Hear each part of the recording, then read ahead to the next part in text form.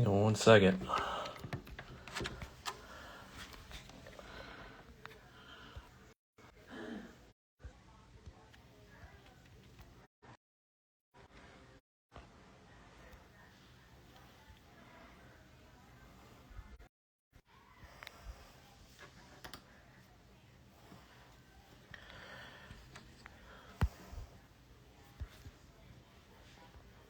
All right.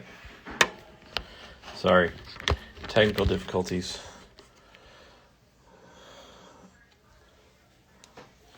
The curse of the Gen X.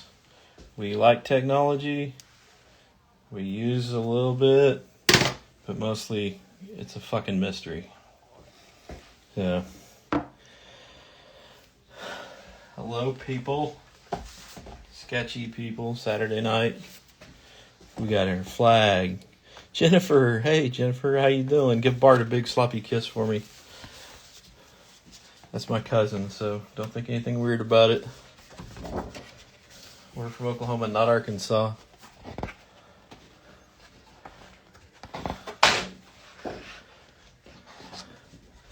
Angela. All right.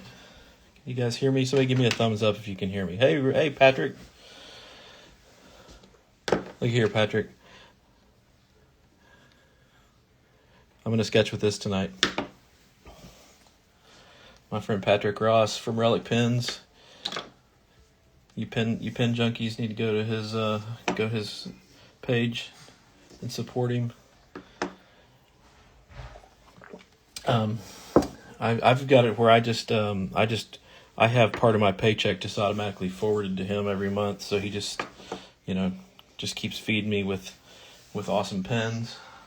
It's a pretty good deal.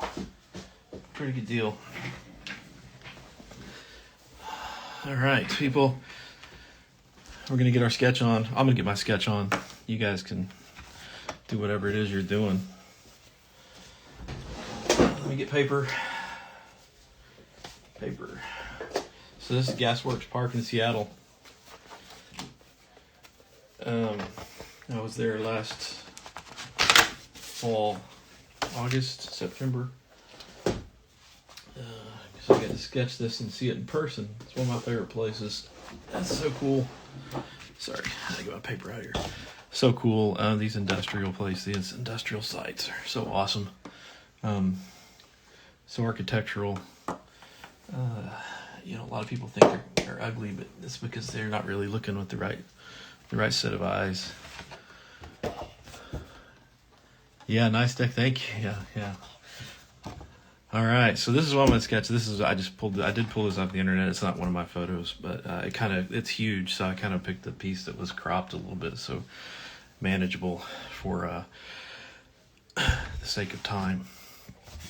So I'm gonna use this pen. So I got this pen today. It showed up in the mail from Patrick at Relic Pens. This is the cap finial here is made piece of titanium from an SR-71 Blackbird. You can see it's very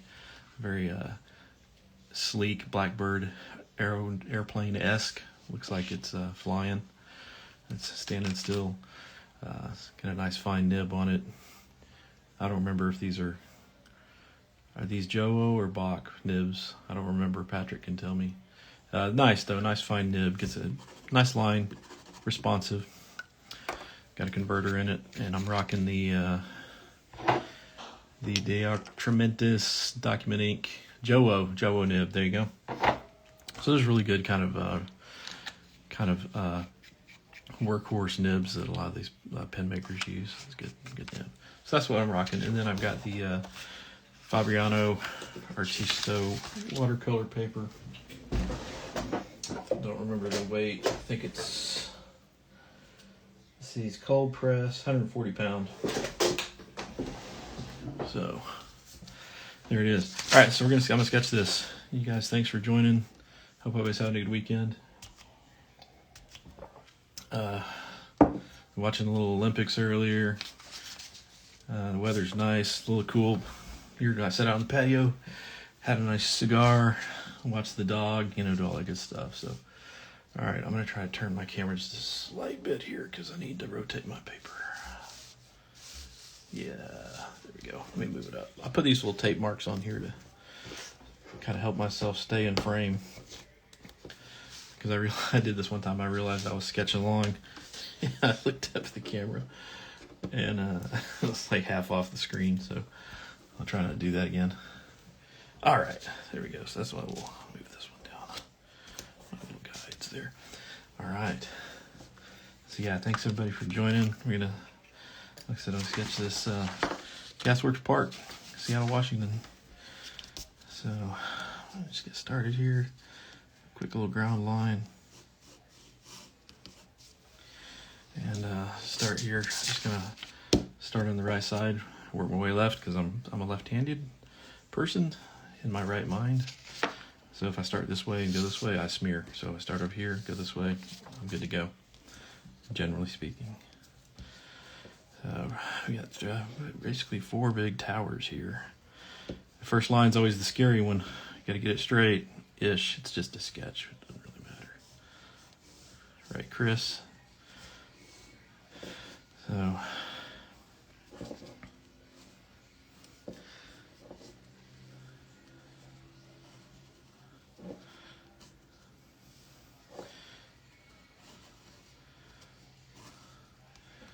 there's that tower. One kind of peeking up behind here. He's over here. Yes, it's a he. Boats are she's.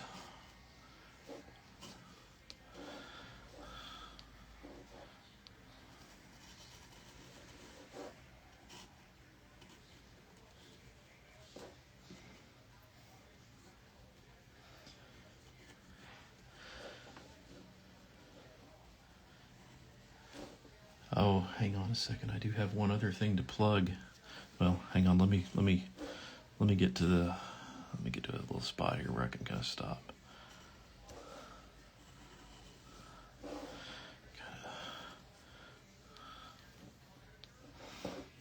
All right. This is the great thing about doing this. I can do whatever I want. You guys just have to watch. Look at this. I came home from work yesterday. Long week, man. Just busy. And this was laying on my desk and showed up from the wonderful Dr. Chris Flagg watercolor sketches. Beautiful book. Look at that cover, man.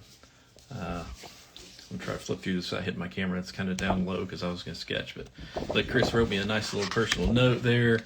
He's got some great tributes and stuff in here to some people that he's worked with and been inspired by, and just, of course, just phenomenal. I know I'm flipping through it fast, but phenomenal. Chris is an artist. So yeah, this is on Blurb. I don't know if he's going to put it on Amazon or not, but and then, you know, here in the back he's got some of his sketches. There's one I was going to show. Where is it? I probably can't find it, but I actually own the original of this, so because I had to buy it from Chris because it was so nice. Let's see if I can find the actual photo. I'm not gonna be able to find it quickly, but anyway. So yeah, you guys get on there, support my man Chris. Buy his little book. It's awesome. It's a great collection of his talent, and yeah. So there you go. Just a little something to spend your disposable income on. Because we all need something. Not everybody can be a pen junkie.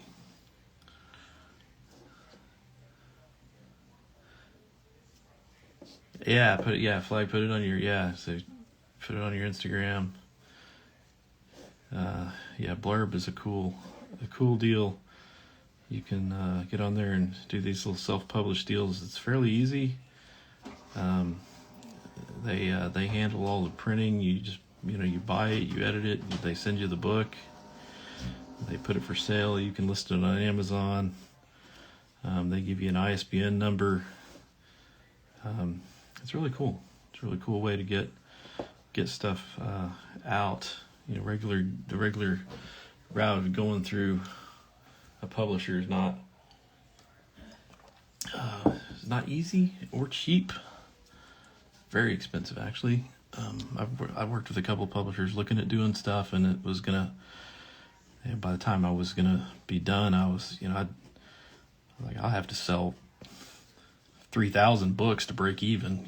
Like I'm not gonna sell 3,000 books ever. I don't care how good it is.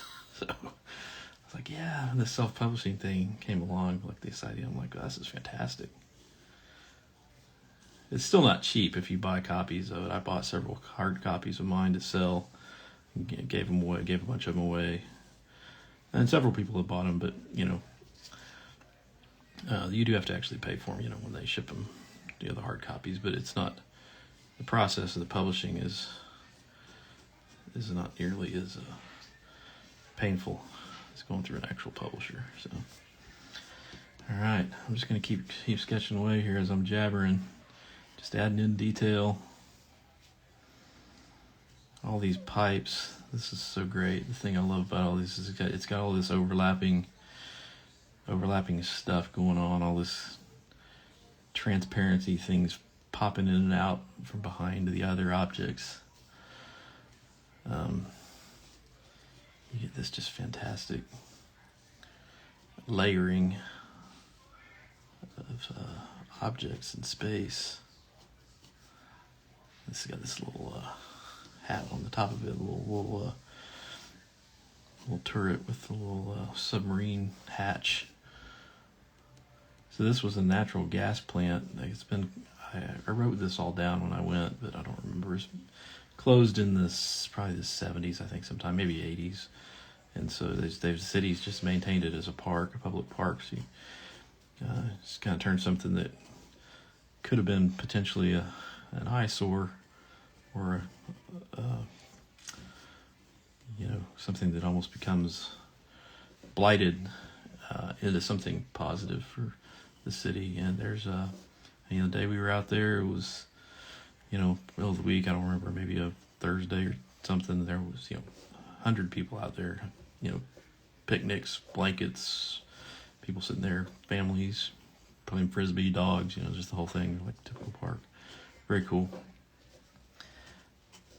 And of course, right on the water, right across from the lake from downtown Seattle, so you can see the Space Needle and the Seattle skyline. It's really nice, really nice.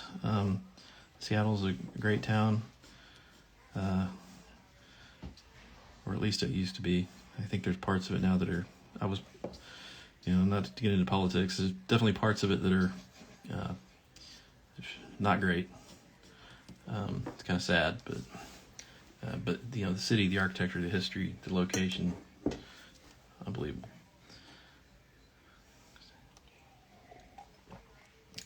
All right, so we're getting close, getting some detail in here. These stairs are going to be these stairs and these rails. This is the tricky part of this. Everything else is fairly straightforward, pretty linear, pretty orthogonal. But these catwalks and stairs are a little challenging. You just gotta commit to the curve.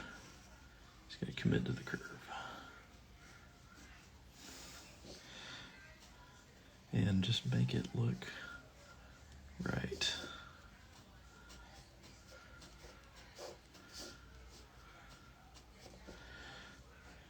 These awesome little brackets here, these little kickers. There's another one up here, kind of underneath this. See, put that line in the wrong spot. Look at that. It doesn't matter. It's all right. It'll go away in a minute. Just watch. See, look, it became the rail. Poof. Magic. So you just got to go with it. Don't be scared. Don't be scared. Don't be scared. It's all going to be okay.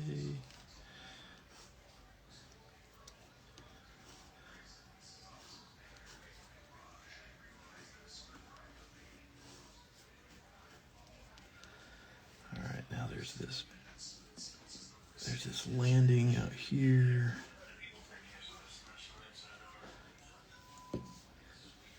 And then these stairs. This comes out. It comes back to about here. Kind of doing a little a little measuring with my pen.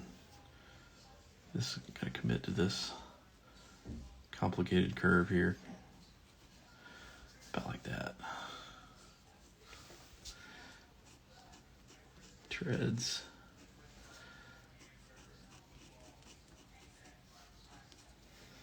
All right. Railing.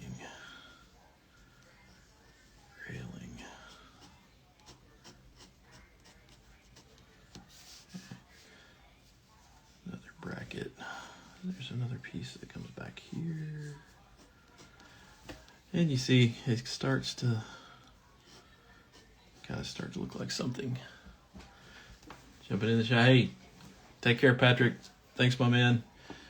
Yeah, I apologize, you East Coast folks. It's an hour later. So yeah, thanks for joining, man.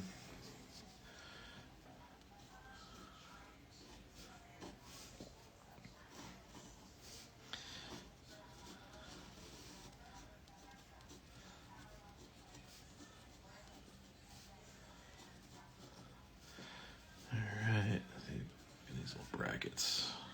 I love it. Again, all these little connectors, and you know, as an architect, we kind of geek out on details of things. You know, it cracks my wife up. We go in restaurants or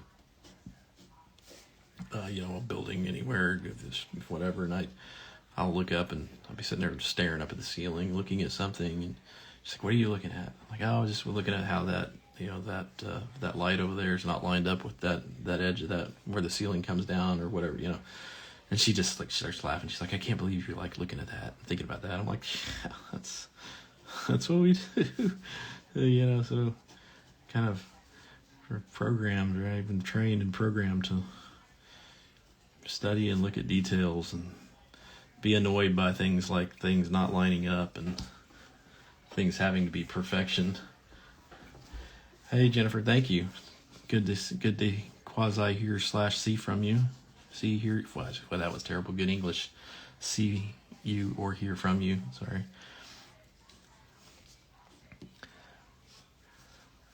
That's Jennifer. It's my cousin's wife. They live in Houston. Lovely, humid Houston.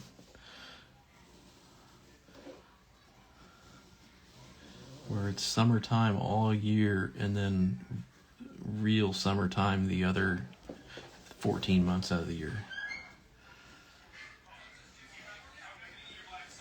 Kind of like Jacksonville, Chris, right? Kind of like Jacksonville. All right. Get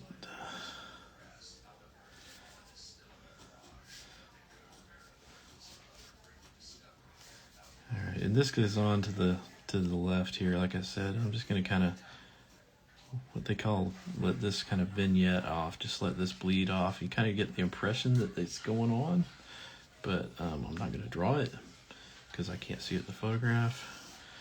And now we're going to give us a little bit of a ground plane here. I'm going to edit out the nasty chain link fence and the weeds, because it's my sketch and I can do that. That's how I roll. So yeah, we're gonna ground this thing now. Give it a little bit of artistic flavor.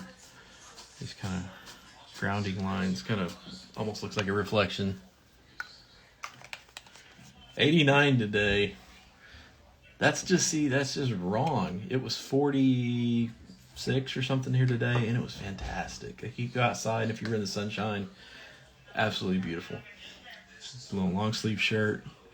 Yeah, 89 degrees in February. That's I'm not sure I can get on board with that.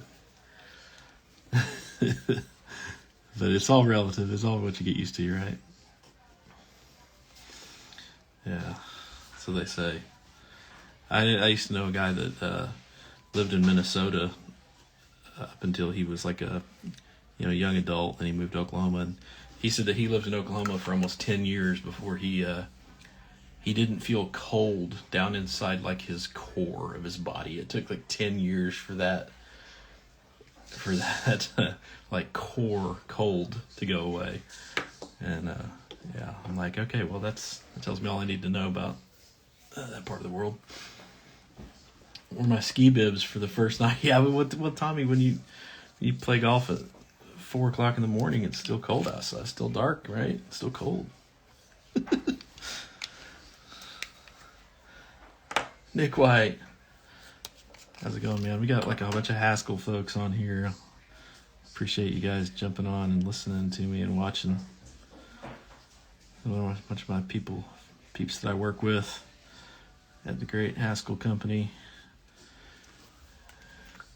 We got a couple people in our headquarters from Jacksonville on here. A couple people from our OKC office. Man, good times. All right, so now I'm going to use this, again, from my buddy Patrick. He jumped off, but this is one of his pens, too, Relic pens. This is a Fude nib. Love the Fude. The bent nib, if you don't know. Most of you probably do, but you see how it's bent compared to a standard shape nib. See that? It's flat. Or not flat, but it's straight. So that gives you just a regular line. The Fude, as they call it, which I think is it Japanese for brush? That's so they see how this is bent. The tip is bent up. It gives you this really. You can still do thin lines with it if you hold it a certain way, but if you turn it down, look at that, laying it down. So it's great for when you want to come in and do some of these areas where you want a little black, dark, black for contrast. So I'm gonna lay just a little bit down here. Again, trying to get some depth to this guy. I'm gonna do a little bit of watercolor in a second, but I like doing this for just the quick, bigger areas that I want to be just really black. It's really easy to get some of this, which is a little harder to do with the paintbrush.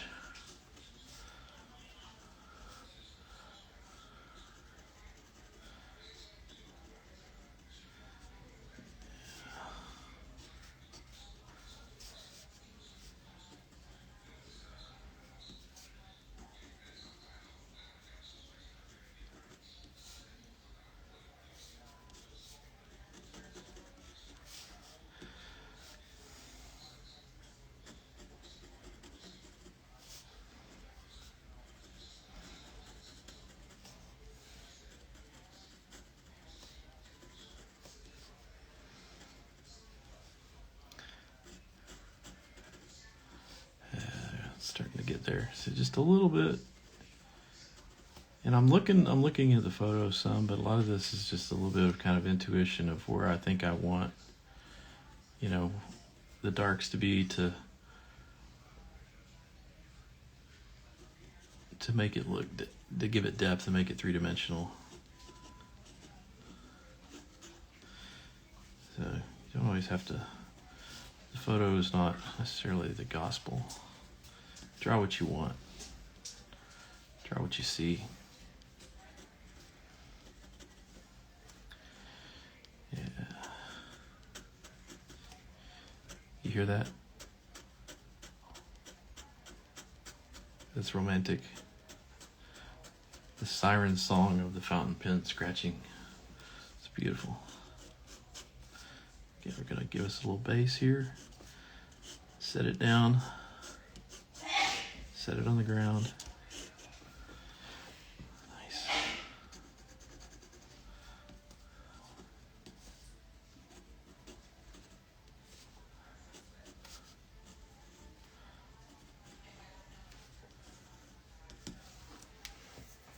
Yeah, what do you think? Trash? Throw in the trash? See? Trash it is. Nah, I think we can save her, Doc. I think we can save it.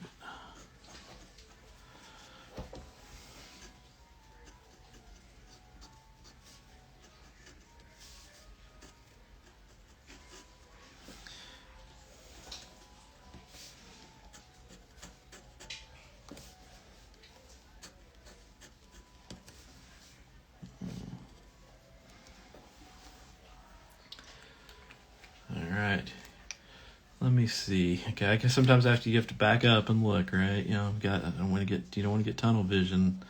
All hunkered down here, 3 inches from the paper. Every now and then you have to back up, look at it. What do you see? Where does it need something? Needs a little something here. Needs a little something over here. These little catwalk platforms got a lot of dark underneath them.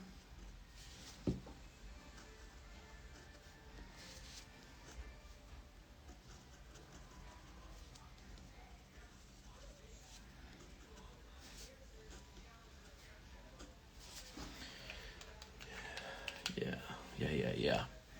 All right. Throw it in the trash. Thanks, Nick. We'll make sure that I'll make sure to remember you. All right. Now we're really gonna have some fun. Look at that. So lovely and messy. Oh, so beautifully messy. Time for color.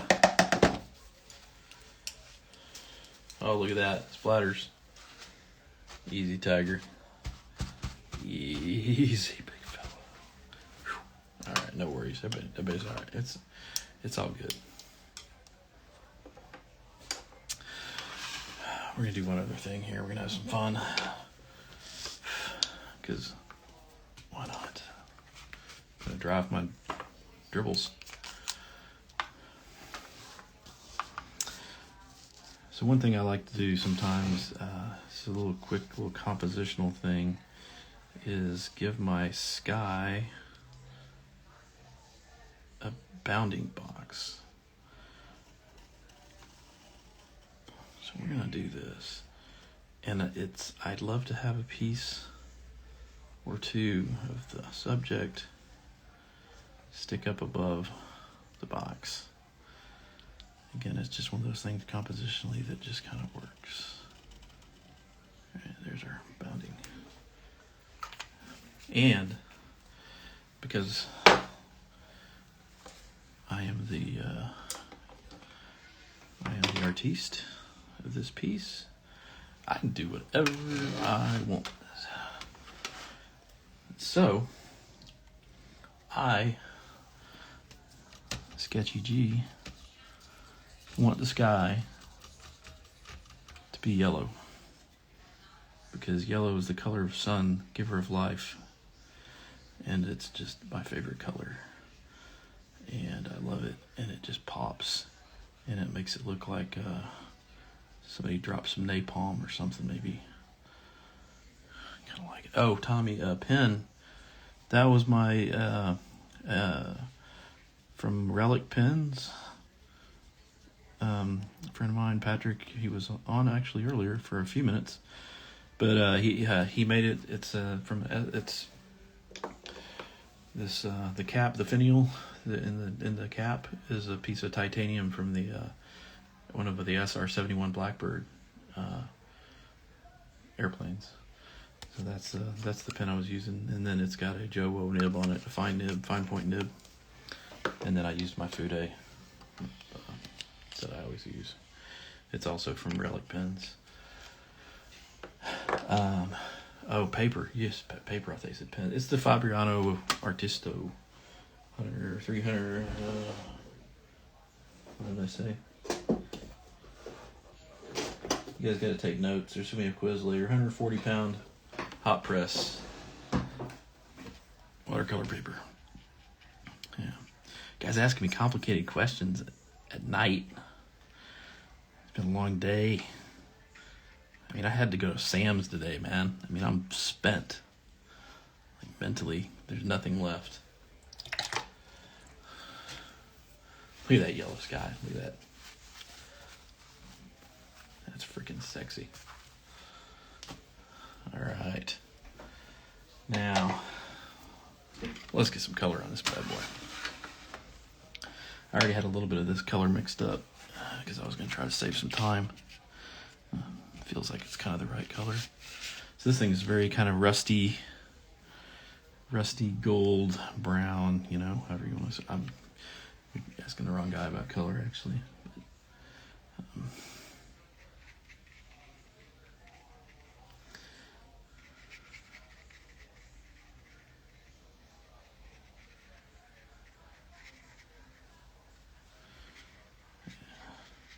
Just going to kind of come in quickly and do kind of a quick wash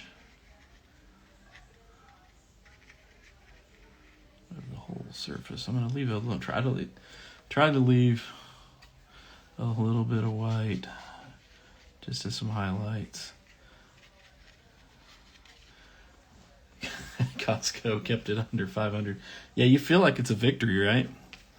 You know, like if you come out of any of those places for less than like $300 or $400, you feel like it's a victory anymore. Yeah, ours was pretty pricey. We did have to get some big ticket items though. I got it's time to buy dog food. You know, that's kind of expensive. I got some meat, you know, which is never cheap. So yeah, I think we came in at like $200. So, which is just still again just makes me crazy.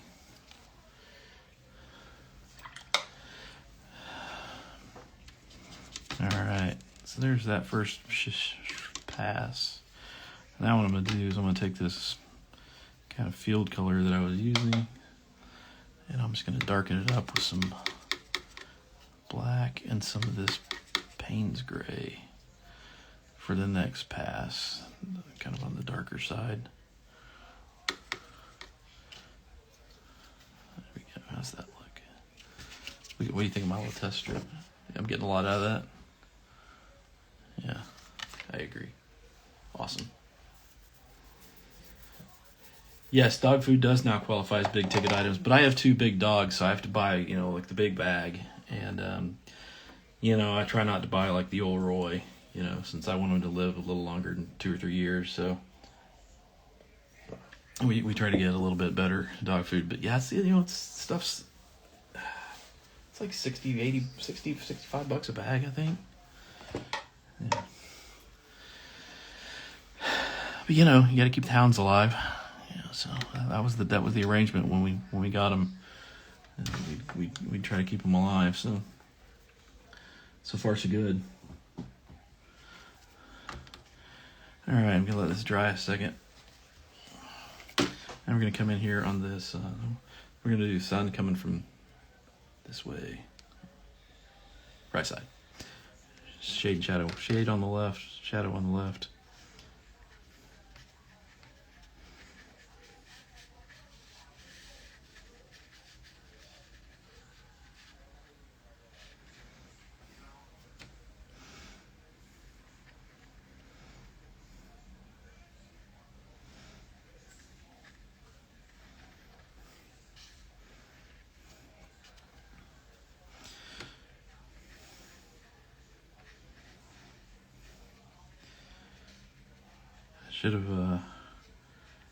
I should have borrowed Tommy's new brush. Tommy got him a new brush this week. I'm a little bit envious.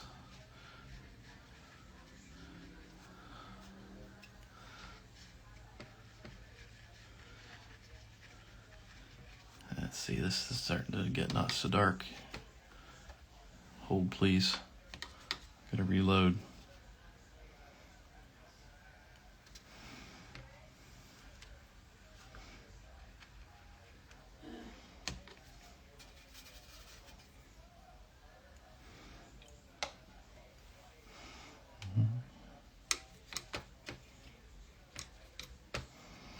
That's the only bad thing is if you mix up a color, it's never just one color, right? So you gotta mix. And I had the color I liked. I had the right value, right color, and I ran out. I don't remember what I used to mix it. And we got close.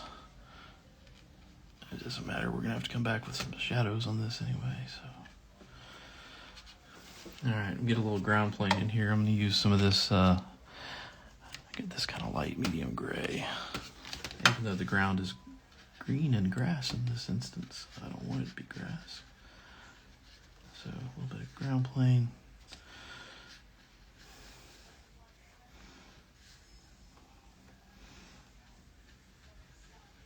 I gotta pull this down, give it, look at that, kind of grounds it. I don't know why it does, but it does. Just visually works. A little darker here at the base, at the top. Love this gray. It's kind of a little blue gray. I don't know how well you guys can see it on the screen.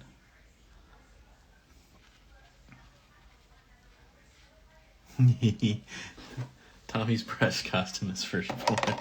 Yeah, it wasn't that expensive, but you know, I can't throw stones about anybody spending money on art supplies. That shit's dangerous. I can't do that. That's the old one finger pointing at somebody else, four pointing right back at you kind of deal. So I can't fault anybody for that.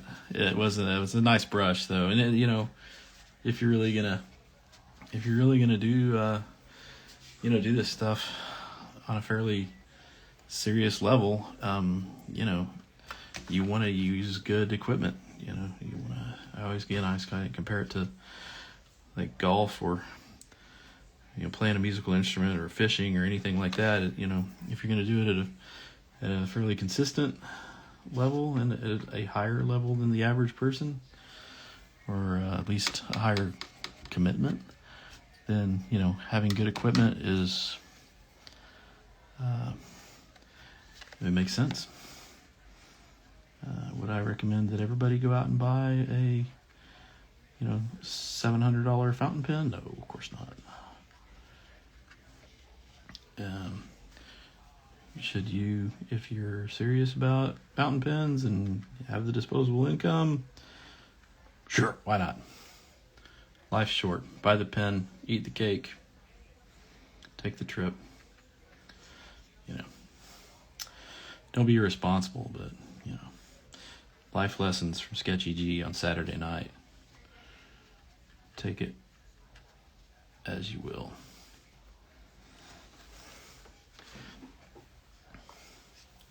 Pelican M1000, you know, I mean, that's right. See, I told you I can't cast stones. I can't besmirch anybody for spending money on something that they quote unquote need or don't need. Yeah, like I said, I'm not. Yeah, my Pelican was expensive. And, you know, when I kick off, you guys can all rush over here to my estate sale and just clean it out. I may have to fight my kids off for some of it. I don't know how much of it they really want. Guess we'll find out someday. It's kind of morbid to talk about, but, you know.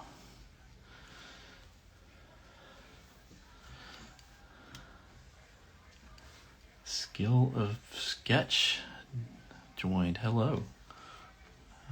Don't recognize that handle, but thanks for joining.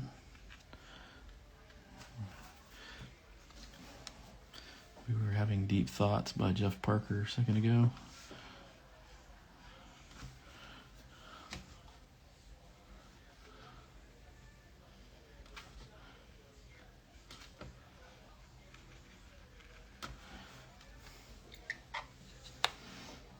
All right, I'm going to soften up this transition here. A little bit of this.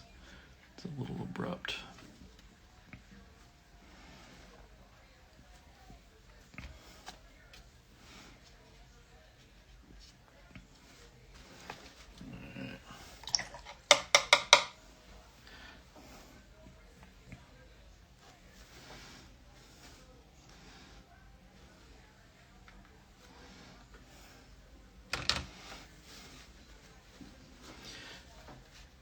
Nick, all right.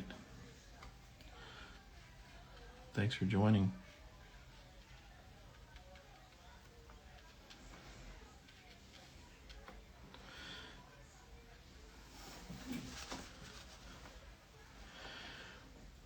Oh, okay. You were a student at OU. Okay, very cool. What about what year? What time frame? That's so cool. Every now and then, I do run into students. Nick White was one of my students at OU also, and now I work with him.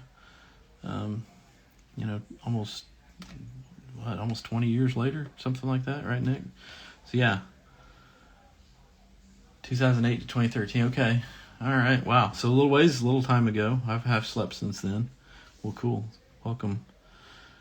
Hopefully, I wasn't too hard on you, or vice versa.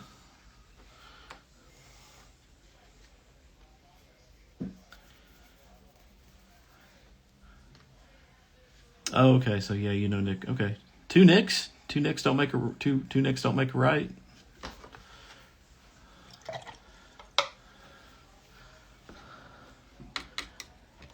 Two Nicks. All right, I'm gonna come in here now. I want just a little bit more of this brown, kind of rust color. So I'm gonna just try to hit a little bit of this. Oh, well, good. I'm glad you learned a lot about sketching. That's good to know. I tried.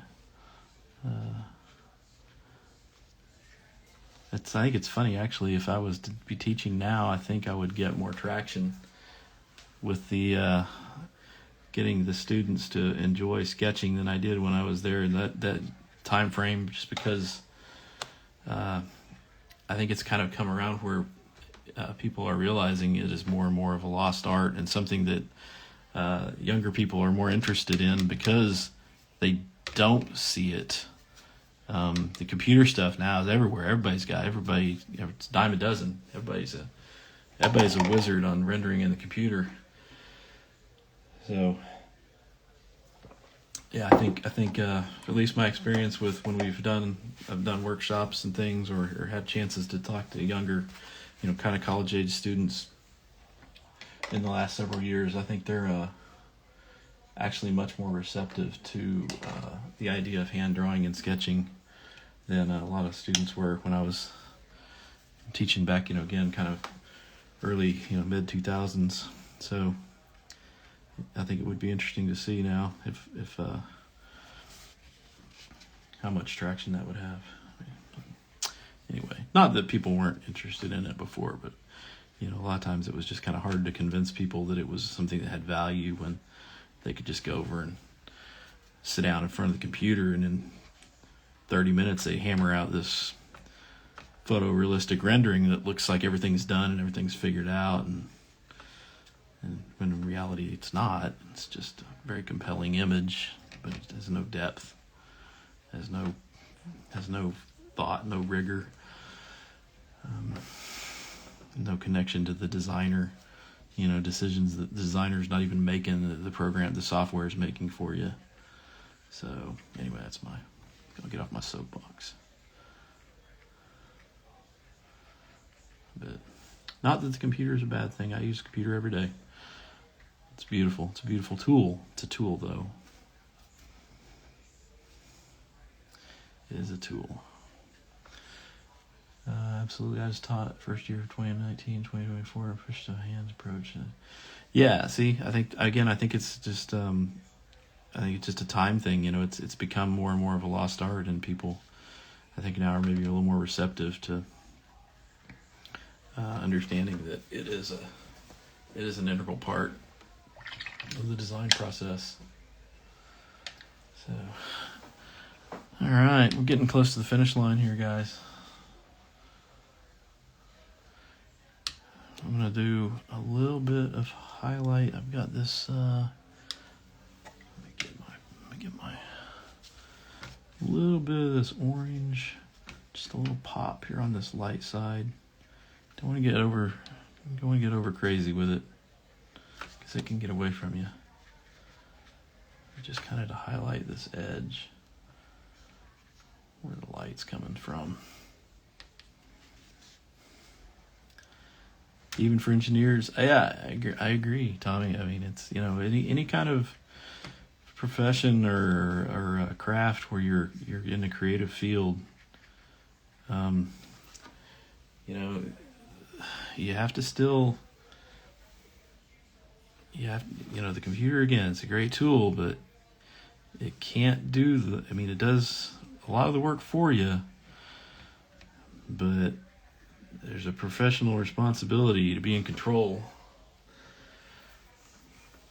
And when we just do that, and it's easy to start wanting to skip steps, immediately jump to an answer, and not always in the best interest of the effort. All right, I'm gonna come here with a little bit of my purple, just for a little pop of some cool with all these worms.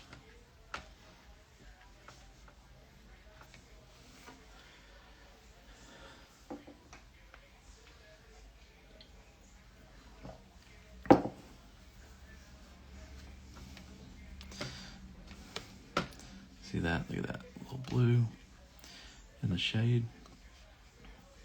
Nice. What do we think, guys?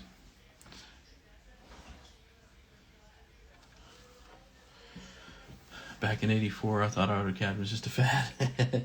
Yeah, I remember I had a boss who I was working for one time when I was in school in like the early '90s, and he said the same thing about fax machines. These will never catch on. They did, but they didn't last very long. They had their moment, though. Boy, I remember getting the faxes on the curled paper, Oh, man. And then they'd start running out of toner and you couldn't read half of it. Oh, those were the days. Yeah, now we're just like this. We're all just online. The baby thinks it's great. Well, out of the mouths of babes, the kids know, man. Thanks, Nick. You need to get her a pen in her hand. Teach those youngins. Start them early. I can get on another soapbox about what the education system in the United States has done to kids and their creativity, but that's for another live stream another night. But yeah, it's man, yeah, if the it's all right, go splatter, a little artistic splatter.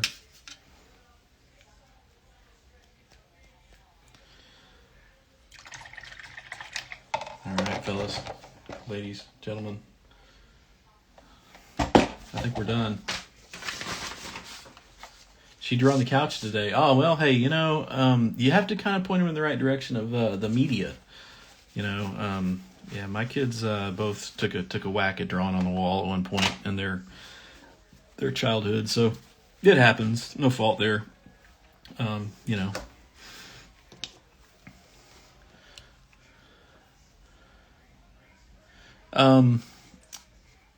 Rapidograph on Mylar. See, Chris, man, I was just late enough getting into when I started at OU in '92.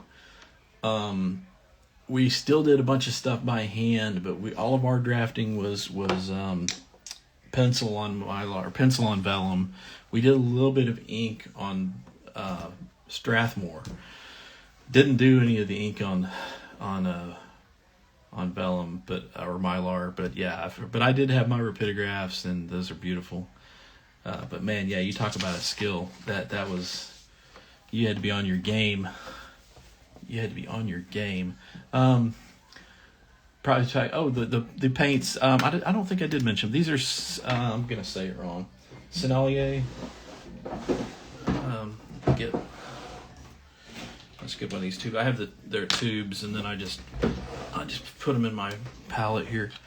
This one's kind of mangled, but let me hold this up here. You can see. Sennelier, I think it's how it's pronounced. That's French. These are the aquarelle. This is the black. So yeah, I've got these are good watercolors. They're not cheap, and that's one thing I would say. with, we talked kind of joking around earlier about materials and tools. I would, if you really are going to do some painting and drawing and stuff, don't buy the cheap watercolor. Don't go to Hobby Lobby and buy the ones that are in the little tins like you get when you were in grade school with the little ovals. Those are horrible. Invest in some decent paint. Get some Winsor and Newton. There's a whole bunch of them out there, but get decent paint and get some decent brushes. Don't cheat yourself and get just the cheapest crap that you can buy.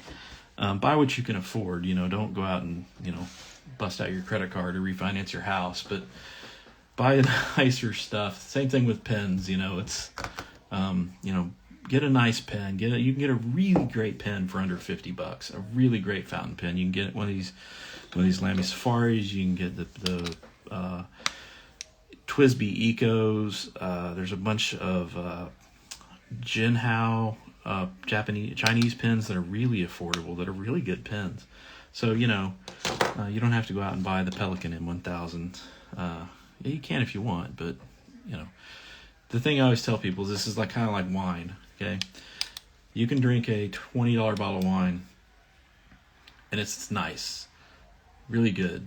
You can buy a $300 bottle of wine, and it's good. And it might be better than the $20 bottle of wine. But what your brain tells you is the $600 or the $300 bottle of wine should be 10 times better than the $20 bottle of wine, because that's what it costs, right? But that's not the case. That's not the way it works. It's better, but it's not exponentially better. Same thing with pens. You can buy a $30 or $40 pen, and it's really nice. You can buy an $800 or $900 pen, and it's really nice. But is it 20 times better than the $30 pen? No. That's honestly, no, it's not. It's impossible. I mean, it would have to sing from the heavens or something for that price. And it's still a tool. You have to make it do its thing. Is it nice? Is the gold nib fantastic? Does it write like butter? Yes. Is it 25 times better than this one? No. There you go. Blueprint machine. Yeah. My dad had his own firm for a long time, and it was in an old house up on 23rd Street, and they had a blue line machine back in one of the old bedrooms, and it wasn't ventilated right, and I used to go in there and run blue lines for him all the time, but I could only do and it was really slow. You could only run about one a minute, and you could only be in there for like 15 or 20 minutes, and then you had to leave, because it overwhelmed you. So I always tease him. I'm like, someday they're going to do a scan on me, and they're going to find out that my lungs are seared, and it's all because I was sucking in unfiltered ammonia. But hey, I made it this far. All right, here we go. I'm going to put the old John Hancock on it.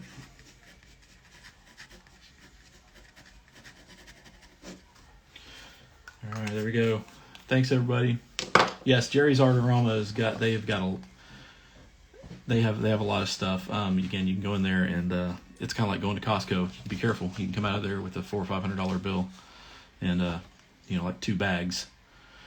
Yeah, it's up on Penn, and just west of the mall, like Northwest Expressway and Penn. Cool store. It's a big store too. They've got a lot of stuff. So yeah, check it out. All right, there's the Sketch Gasworks Park, Seattle, Washington. There's the original. There's the Jeff Parker Loosey Goosey Sketchy G version. All right. Thanks, everybody. Have a great weekend. Have a great rest of your night. Yeah, the old pier one. There you go. Thanks, Flag. Thanks, guys. Thanks, Nick. Nice to hear from you again. You guys stay sketchy. All right. Take care. Thanks.